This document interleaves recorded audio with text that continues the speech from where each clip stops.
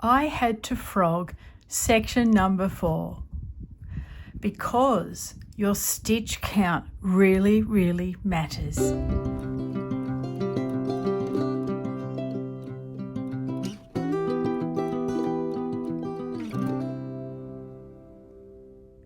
Before you move on to section 4 that I have frogged, I really need you to go around now and count all your sides to see if you also have a stitch discrepancy like I do. If not, brilliant. You've done very well. And if so, I'm going to teach you how to get around that and rectify our stitch count. I was crocheting along like everything was a-okay because I had the exact amount of these clusters on every side of our rectangle. So I thought, great, of course that's going to be correct. Little did I know that a 2-stitch discrepancy on this purple row here had caused an 11-stitch discrepancy at the end of section number 4.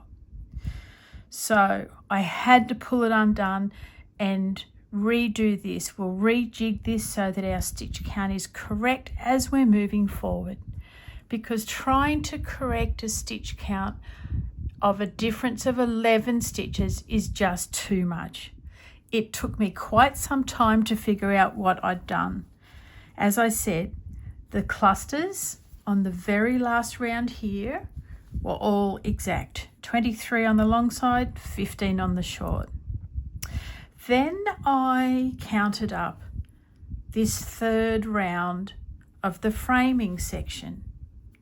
Now, here's where the problem begins. On one side of the long, there's 81 stitches. The other side of the long, there's 86 stitches. So over 3 rounds of the framing, I had gained 5 stitches. 59 and 59 for the 2 short ends. Now, I still didn't know how the discrepancy occurred. So the next round I counted was this one. So it's the single crochet round with the purple like the colour of the clusters. And I'm thinking I must have put a few stitches extra in, maybe when going around this corner. I thought I was doing it all correct, but clearly I didn't. So I counted up that round and I had, here we are, 79 stitches on one long side, 77 on the short side. The 2 ends were 53 and 53. So there we have a discrepancy of 2 little stitches on a single crochet round had caused it to escalate into 11 stitches after the next section was made. So I've pulled her undone, and today I'm going to show you how we gently but successfully rectify this stitch discrepancy. When doing your stitch count, I don't count the chain. So I'm working from this little stitch, which is off to the left of this half double crochet. Then I make sure I do it exactly the same way for all 4 sides. If you feel comfortable using the chain, just make sure that you use the chain at the start and the finish, and do that exact method for all 4 sides. Then pop a stitch marker on the problem side, the side that we need to add stitches to. Because we can't take stitches away, our side that's got the least stitches is the one we need to work on. So grabbing your yarn for the first round of segment number 4, which is just going to be half double crochets. Pop a slip knot on your hook. Yarn over and do 1 half double crochet in that corner. Tighten that little knot. 1 chain. Now we're going to start with our increases on the side that is lacking. We'll do 2 half double crochets in that same corner. So our corners are going to be a little bit out of whack, but I'll tell you what, no one will notice. Then we're going to go around and do the half double crochets as we would normally. So at the start of the problem side, I've added an extra stitch into the first corner. Now at the end of the problem side, I'm going to add another stitch to the corner by doing 2 half double crochets, chain 1, and then 1 half double crochet. Now for the remainder of the round, we are only going to do half double crochet, chain 1, half double crochet in each corner. Okay, so that gives our problem side 2 extra stitches after this round. Near to the end of that round, I am going to finish with a invisible finish because I'm changing colours every round for a while now. Okay, so you're back to that starting corner that has 1 stitch on the right, a chain, 2 stitches on the left. Finish off your round and I'll meet you back for the next one.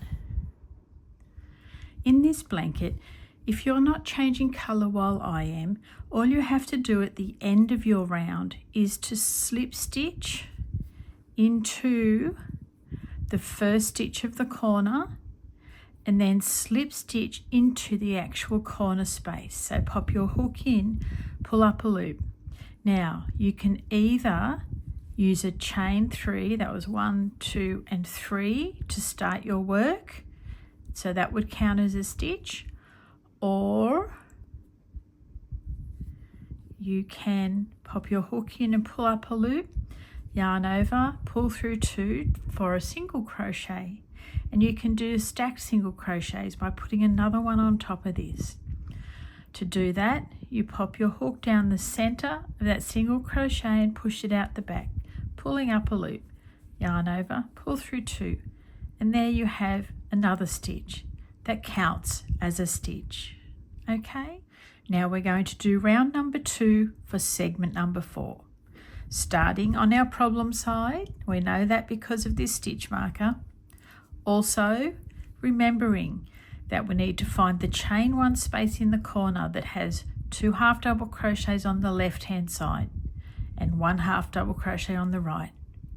Slip knot on your hook, yarn over, do a normal half double crochet.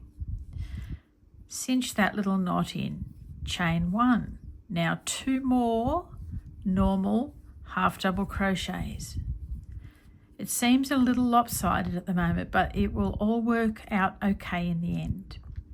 Now for the rest of the round, we're going to do back loop half double crochet. So yarn over, pop your hook under the back loop, end under the 3rd loop, pull up, yarn over, pull through all 3, yarn over, hook under the back loop, hook under the 3rd loop, pull up, yarn over, pull through all 3. Now I'm going to show you where this 3rd loop is. On the top you've got your front loop and your back loop. If you turn your work over just a little, you will see a horizontal row of stitches along the back. That's called your 3rd loop. Now if you do back loop crochet of any sort, just using the back loop, it doesn't look very nice at all because it becomes all loose and gappy. So that's why we pick up the back loop and the 3rd loop. Your hook actually quite naturally slides under that 3rd one. You'll be surprised. Once you get the hang of it, it's really, really easy because you're doing 2 for 1 really. Hook in, so slide under the back loop, which also slides under that 3rd. Pull up your loop, pull through all 3. All right, I'll meet you at the other corner of this problem row, we'll call it.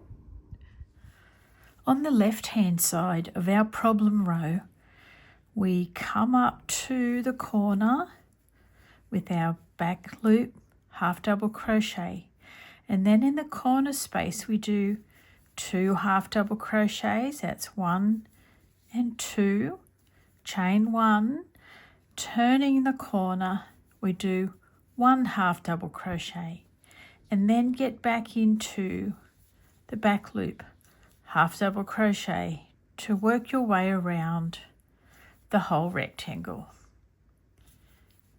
Now all the other corners that you'll do, you will just do 1 half double crochet, chain 1 and 1 half double crochet. We're only adding extras into this problem side. I'm going to change colours again with an invisible finish, and then we'll talk about this stitch count.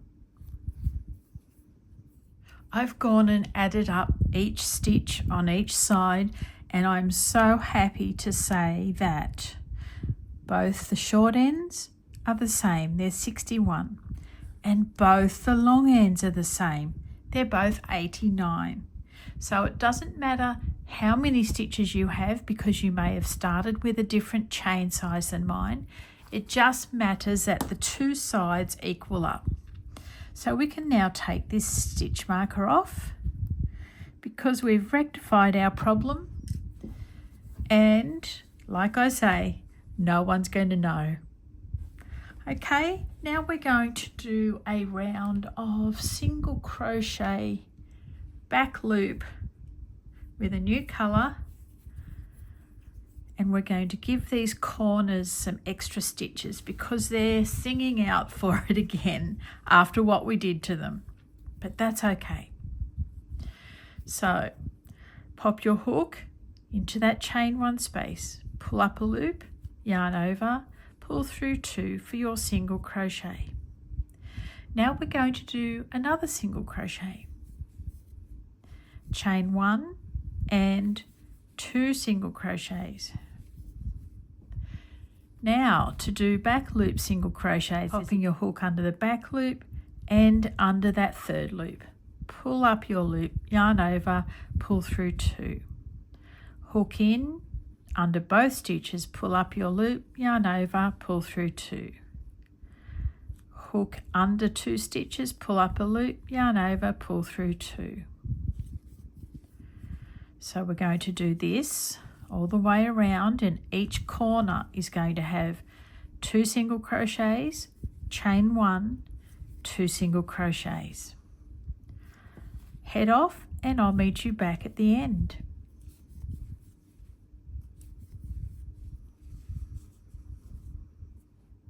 And there we go. You would never ever know that anything had happened. So let's finish off this round number 3, and this will be the end of this video on how to rectify a stitch discrepancy. I think we've done well, you guys. It really is quite simple, again, once you know how, like so many things in life. Okay, this is beautiful. The rounds are lovely and the corners are happy. If you have any troubles that you can't work out by yourself, sing out for an extra helping hand, okay? Leave me a message in the comments, send me an email if there's something that I can help you with. All right, let's move on now to the main part of segment number 4. See you soon.